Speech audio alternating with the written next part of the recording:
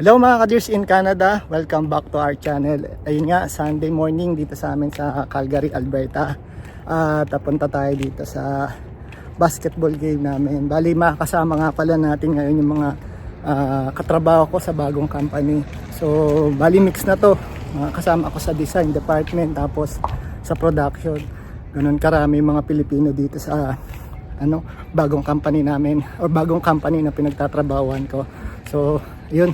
Tara guys, pasok tayo sa loob.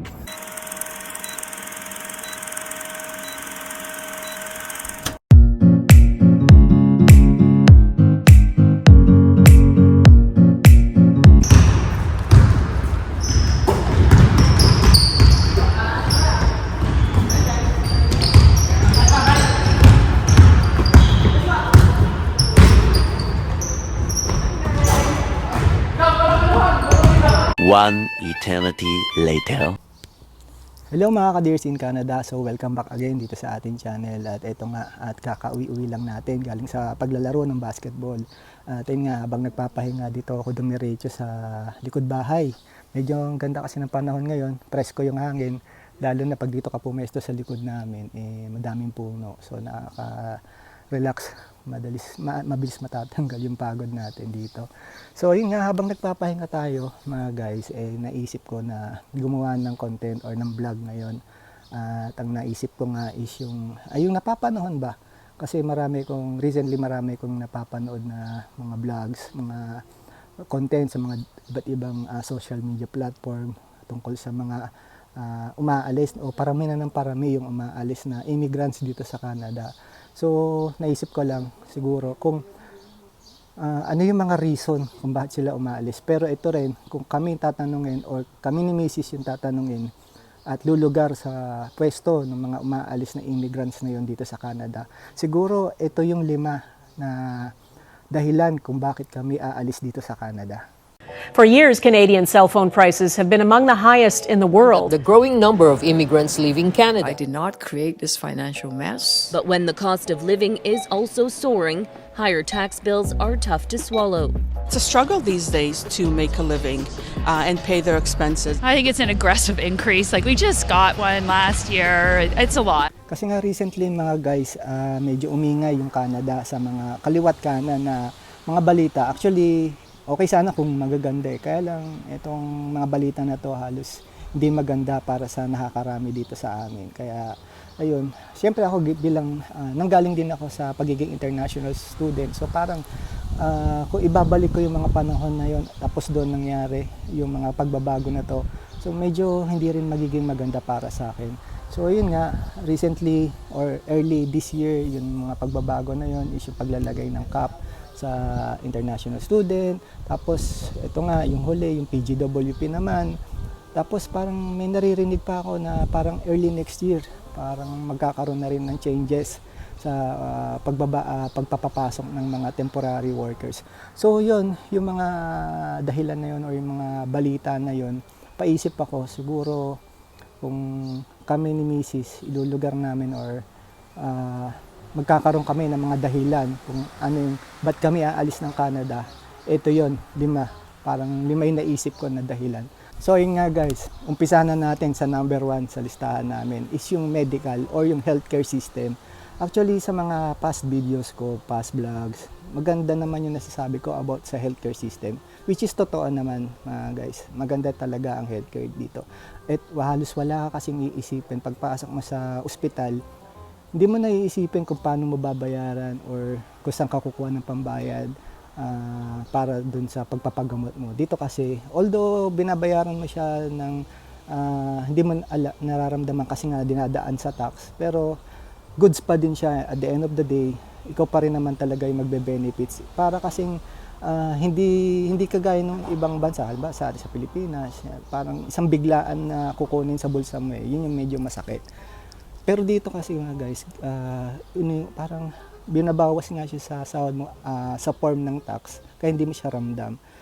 Yun yung isang maganda sa healthcare system dito. Pangalawa, yun nga, magagaling yung mga doktor, talagang yung standard. Marami kasi nagtataka bakit ang dami-daming nurse, maraming doktor dito na mga Pilipino, especially pero hindi nagiging nurse or doktor agad-agad. Kasi itong Canada, sobrang sabihin ko, mataas yung standards talaga nila pagdating sa, especially sa medical. First world country kasi, so meron silang mini-maintain standards. So isa pa ngang issue yun yung bakit hindi nagiging, bakit ayaw kagad gawing nurse or professional yung mga doktor or nurse natin. Well qualified naman tayo in terms sa education, sa experience. Wala naman talaga tayo masasabi about sa mga nurses at doctors natin or iba pang mga medical practitioner natin. Yun nga lang kasi may rules dito dadaan ka rin talaga sa training kahit mag-aaral ka ng konti para ma-meet mo yung standards na sinet ng healthcare healthcare system dito sa Canada. So yun nga, medyo lumayo na konti yung topic. Ayun nga, kaya nagkakaproblema kasi sa healthcare system dito mga guys is syempre kulang talaga sa yung numbers ng yung population ng immigrants, hindi balance doon sa ratio o sa dami ng mga health providers o health mga doctors, mga health professionals na lang. Baga parang sa i-ratio ko parang 10:1, parang ganun. 10 yung pasyente, isa yung doktor, parang ganun At kaya umaabot minsan ng buwan, minsan taon bago mo ma-meet yung doktor mo or bago ka ma-schedule ng surgery. Kasi inuuna talaga nila dito yung mga, alam mo yun, mga life-threatening na sitwasyon na. Yun yung mga nasa una sa listahan nila. Tapos kapag siyempre in-examine ka, ginawa yung mga assessment sa'yo at nakita nila na hindi pa naman ganun ka-urgent yung case mo, yun, pagpapaliban ka muna. At pag i-schedule ka ng medyo mas matagal. Yun nga lang kasi nangyayari kapag kami nangyari in between dun sa waiting period, dun na nagkakaroon ng problema. Kaya siguro yun yung number 1 namin sa listahan, yung healthcare system. So, number 2 naman is yung high cost ng housing dito sa Canada. In relation dun sa number 1, sa dami nga na pumapasok na immigrants dito, mga international student, mga asylum seekers, mga refugees, tapos yung mga immigrants na landed PR. So yung mga pag pinagsama-sama mo, tapos kulang yung demand ng bahay. So tumataas talaga yung rent, tapos siyempre nga konting binibuilt na bahay, mangilan-gilan lang yung nakaka-afford talaga na makabili agad ng bahay. Nagkakaroon kasi ng competition sa market.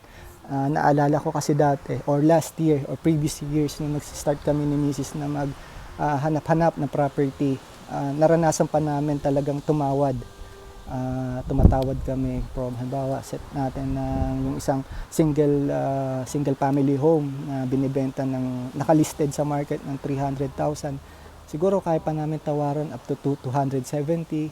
Yun yung mga panahon, parang somewhere between 2022 to 20, parang gano'n, yung buong year na yon, 22 to 2023, yan, okay pa yun yung market. Pero recently, yan nga, sa dami ng, parang biglang nag-shoot up yung presyo ng mga property dito, kaya nangyayari, nagkakaroon ng bidding. Yung 300,000 na binibenta, nilist nila sa market, pag nagbid, dahil sa kagustuhan ng iba na makakuha na ng bahay, binibid talaga nila ng mataas. Ginagawa nila na 330, 340 para makuha na yung property. So ganun yung nagiging labanan sa pagbili ng property last year. And even hanggang ngayon, ganun yung labanan dito. So yun siguro yung number 2 ko sa listahan, yung hindi na namin ma-afford yung rental cost dito, tsaka pag-shoot up ng presyo ng mga property dito na lang sa Calgary, Alberta. So pangatlo sa aming listahan is yung high travel cost. Yun, high travel cost kasi masyado nang mataas or masyadong magastos yung pag-uwi kahit sa Pilipinas man lang. Kasi itong Canada, sobrang laki nitong bansa na to. Kahit mag-travel ka lang sa mga inter-province, punta ka ng Toronto, punta ka ng BC, punta ka ng Quebec, sa Montreal, sobrang taas ng pamasahe, parang maabot ng $400 to $500 one way. So, ganun kataas yung ticket price dito. So, what more kung uwi ka pa ng Pilipinas, ganyan. So, parang halos doble, minsan pa nga triple yung pamasahe. sobrang lawak kasi ng Canada, masyadong milya-milya yung layo ng bawat probinsya dito. May mga, hindi mo siya kasi kayang hindi mo rin siya makukuha na parang sa long drive. Parang mauubos lang din talaga yung oras mo. Especially kapag binigyan ka lang ng company mo ng mga 2 weeks na vacation leave. So parang kung magdo-long drive ka, kahit dito sa mga province dito, parang ubos ka rin ng oras sa travel pa lang. So kaya ang ginagawa ng iba, by plane. Lang, syempre, kung afford mo bumili ng mga plane tickets, so okay lang. Pero parang minimum wage earner ka lang, parang mapapaisip ka talaga kung magta-travel ka pa. Siyempre dito kasi sa Canada, hindi lang naman puro work o puro trabaho yung iniintindi namin o iniisip namin. May times din na siyempre kailangan mo mag-relax. Meron sa isang taon na kailangan mo i-enjoy yung isang buong taong pinaghirapan mo kakatrabaho. So yun nga, kaya nangyayari, imbis na ita-travel mo na lang pauwi ng Pilipinas, yung ibang ginagawa kami, misis, yung pambili namin ng ticket na hanggang sa ganun lang kaya ng budget, pinapadala na lang namin sa Pilipinas, especially nung last Christmas last year, hindi nga kami nakauwi kasi nga syempre may mga pangyayari na hindi naasahan, tapos yung mga ticket price pa, so yun, ni-refund na lang namin at kung ano yung nakuha namin na refund, pinadala na lang namin sa Pilipinas at yun na lang yung parang pinang-celebrate nila. Yun nga lang, physically wala kami doon. Pero siguro, maybe in God's will, sa this year or hopefully early next year makauwi na kami. Pang-apat mga guys, high cost of living. So, di na ako magtataka kasi dito sa Canada, first world country, sobrang taas na talaga ng cost of living dito. Pataas pa siya ng pataas. Parang, naalala ko yung gas natin, yung gas ko, nagpupultang ako dati, nasa $60 to $70. Solve na ako nun, full tank na yon. Pero ngayon, pagpasok lang nitong taon, nung nagtaas yung carbon tax, tumaas din talaga ng parang $30. Inaabot ako ngayon ng almost $90 na per full tank. So yun yung number one na medyo umaaray ako. Kaya nga ako umalis din doon sa pinagtatrabahuan ko doon sa Okotoks. Yung mga taga Calgary dyan, alam niyo siguro kung gaano ang layo ng Okotoks magmula dito sa city. Dito na lang sa southeast of Calgary, dito sa southeast na lang. So dinadrive ko yon, sobrang parang nasasaktan ako kasi parang lumulunok lang ng gas yung gamit nating kotse. So parang tumatagal lang sa akin yung full tank ko, parang 4 days, 3. Swerte na yung 4 days eh. Pero yun, number one yun, yung pagtaas ng gas. Tapos sa grocery, napapansin namin dati sa $200 na budget namin ni Mrs. Halos mapuno-puno na yung rep namin. Meron na rin laman yung aming mga kitchen cabinets. Pero ngayon parang hindi na namin mapuno eh. Parang iniisip na lang namin sana parang ito lang nabibili natin ngayon sa $200, parang hindi na sapat. So paano pa kaya kung ang sinasahod lang namin is parang nasa minimum lang, parang kakailanganin na talaga namin ng double job or tatlong job para makasurvive. So yun, kahit saan naman siguro panig ng mundo ngayon, medyo mataas na talaga yung cost of living, pero iba dito sa Canada. So kung bago-bago pa lang din kami talaga dito, siguro ito, isa to or pang-apat to sa magiging dahilan na bakit kami magde-decide na umalis na lang dito sa Canada. Pang-lima mga guys is yung weather. Natawa ko kasi mga guys, yung weather kasi dito, nung unang dating ko dito sa Canada, dito sa Calgary, ay tuwang-tuwa ako sa snow. Parang yes, nakakita na ako ng snow. Ganito pala ang feeling ng naglalakad sa ibabaw ng snow. Siyempre, puno-puno tayo ng excitement ng mga panahon na yon eh. Kaya lang, habang tumatagal, hindi mo na talaga siya magugustuhan. Sa case ko, itong last winter namin dito sa Calgary, parang ito yung worst winter na naranasan ko. Parang halos kasi naglagpas siya ng negative 40, parang negative 42 to 45 eh. Parang lagpas pa siya ng 1 week na ganun yung temperature. So sobrang hirap. Kahit nakasasakyan ako, nahihirapan ako kasi sobrang dulas ng daan. Tapos syempre nakikita mo ang daming aksidente kaliwat kanan. So kung hindi ka pan ng winter or ng snow, medyo hindi para sa itong Calgary o hindi para sa itong Canada. Kasi yun nga, medyo mahirap at sa umpisa ka lang mag-e-enjoy talaga. So sa mga papunta pa lang dito, medyo i-consider niyo yan yung winter dito sa Canada, especially dito sa Alberta. So eto, bonus na lang to mga guys, itong sasabihin ko na dahilan. Siguro yung paghanap ng trabaho. Sa panahon kasi ngayon, hindi ko kasi masabi kung magiging problema ba to, pero siguro kung ngayon kami dumating ng Canada, itong early 2022, 23, yung mga ganyang period, medyo nagiging mahirap yung competition pagdating sa market. Parang lagi nilang hinahanap is Canadian work experience. Ako, naswertehan na lang talaga kami ni Miss dahil nakabuo na kami ng Canadian experience. So, parang madali na lang para sa amin maghanap ng work. Kung, ano ba, ako, recently, nag-resign ako dun sa isang trabaho, natanggap ako agad in less than, or in 1 week time, nakahanap agad tayo ng trabaho. Kasi nga, meron na kaming tinatawag na Canadian experience. Kaya lang, yung mga napapanood ko or mga nababasa ko na sa social media, especially sa Reels, so sila, parang nahirapan talaga silang umanap. Yung mga baguhan yung mga galing ng Pilipinas o isang mang bansa, nahirapan talaga silang humanap ng trabaho kasi nga dito, nahanap is ng ibang employer o halos karamihan ng mga employer is yung may experience ka ng Canada or dito sa Canada. Talagang zero. Kung ano yung experience mo in the past, talagang wala, parang sa ibang employer kasi wala eh. Hindi nila kino-consider.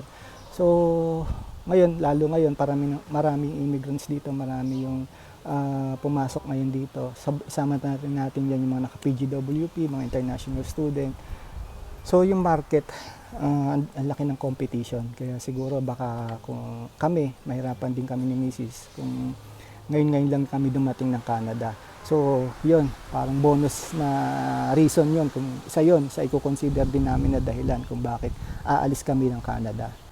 Siyempre, itong panghuli, parang take away na lang ito mga guys. Recently kasi medyo hindi naging maganda yung mga news din about sa PR pathways. Dito sa amin sa Alberta, may tinanggal na isang PR pathway na parang doon pa naman halos marami na kakaroon ng chance ma-PR. So, ayun. So, pabago-bago talaga yung immigration rules dito sa amin, dito sa Canada. So, kung mag-a-apply ka ng PR, dapat marami kang options, marami kang pathway na nasa isip, marami kang nire-research para kung magsara man yung isa or hindi ka man qualified doon sa isa, meron ka pang parang plan, contingency plan. So, yung iba kasi parang doon lang sa isang PR pathway nakapokus. Kaya pagka di sila na-qualify or eventually nagsara yun, parang wala na yung hope nila na mapi-PR pa. Which is in the other side, medyo mahirap talaga yung competition ngayon pagdating sa PR. Especially yung yung link nga dyan yung international student. Although yung international student, hindi talaga siya yung from international student, yun talaga ang magiging reason kung bakit ka mapi-PR. Hindi, parang isang step lang yun para sa sarili mo na ma-PR ka. So, pagka-graduate mo kasi as international student, magkakaroon ka ng PGWP. 3 years, usually 3 years yan. Kapag 2 years diploma ka, equivalent niyan, automatic yung 3 years. Pag 1 year, yung program mo, 1 year din yung PGWP. So pagka meron ka nun, yun na yung magiging, doon ka na ngayon kukuha ng experience, work experience, na magagamit mo naman para makapag-apply ka na ng PR. Hindi actually directly. Marami kasing misconception about sa pagiging international student. Akala ng iba kasi kapag ka nag-international student ka, yun na yung magiging pathway mo. Hindi kasi ganun, hindi kasi sa ganung paraan nangyayari yan eh. So pagka graduate mo as international student, PGWP, magtatrabaho ka gamit yon. So pagka nakakapagtrabaho ka, nakakuha ka 6 months to 1 year work experience yun. Pagka qualify ka na mag-apply ng residency in any pathways like PNP or express entry, dun na yun, dun magsisimula yun. So yung mga ganong pagbabago, medyo ang hirap, parang hirap lang isipin na pupunta ka dito sa Canada, isa sa pangarap mo is yung maging resident ka, tapos yan nga, may mga ganyang changes, parang mapapaisip ka kung itutuloy mo pa ba. Kasi isa nga yun sa dahilan kung bakit pupunta ka dito sa Canada. Yung maging residence ka eventually, kung gustong maging citizen, yung mga ganun ay madali lang. Pero ngayon sa mga nangyayaring pagbabago, parang ayoko sabing malabo na mangyari kasi hindi naman natin hawak kung ano yung future. Pero parang mahirap na sa sitwasyon, mahirap na para sa sitwasyon ngayon.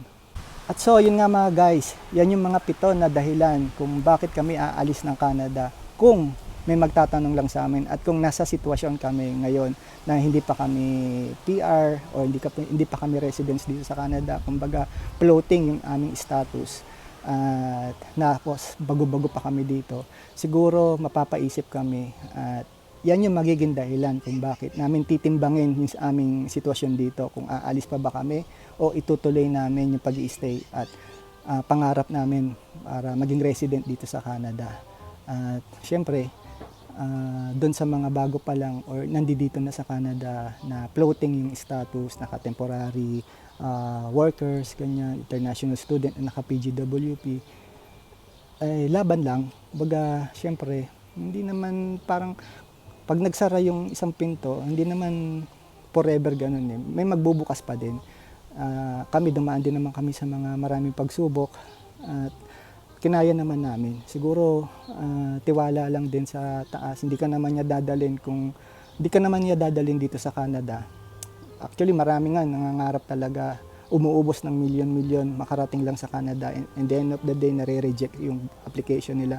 Pero ikaw na nandito na, yung palang ipagpasalamat mo na kasi nandito ka na. At naniniwala naman ako na may ginagawa yung Government of Canada na maging permanent residents yung mga nandito na.